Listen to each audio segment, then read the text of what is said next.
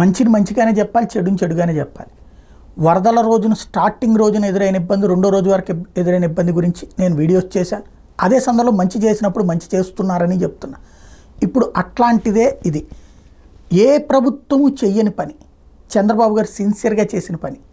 Insurance సంస్థల వాళ్ళందరితో meeting పెట్టడం.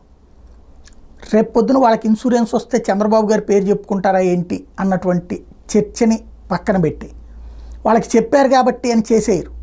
అందుకని కలెక్టర్ ఆఫీస్లోనే వాళ్ళకు ఒక పెద్ద ప్లాట్ఫామ్ ఇచ్చి, లైక్ మనకు కనుక రియల్ ఎస్టేట్ అని లేకపోతే కనుక ఎడ్యుకేషన్ సమ్మిట్లని ఎట్లా నడుస్తుందో అట్లాగా ఒక ఇన్సూరెన్స్ సమ్మిట్ ఏర్పాటు చేసి, ఆ ఇన్సూరెన్స్ సమ్మిట్లో ప్రత్యేకించి మీటింగ్ అయ్యి, ఆ ఇన్సూరెన్స్ సమ్మిట్లో అన్ని కంపెనీలు వచ్చి అక్కడ కూర్చుని ఎవరికి వాళ్ళు 2 వీలర్ పాడైంది లేకపోతే ఇంట్లో దెబ్బతిన్నది ఇట్లాంటి ఏవైతే ఇన్సూరెన్స్ ఉన్నాయో అక్కడికి వెళ్తున్నారు.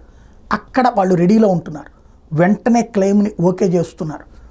తద్వారా చంద్రబాబు గారు అద్భుతమైనటువంటి సర్వీస్ అందేలా చేశారు. ఈ విషయంలో బాబు గారికి హ్యాట్స్ ఆఫ్.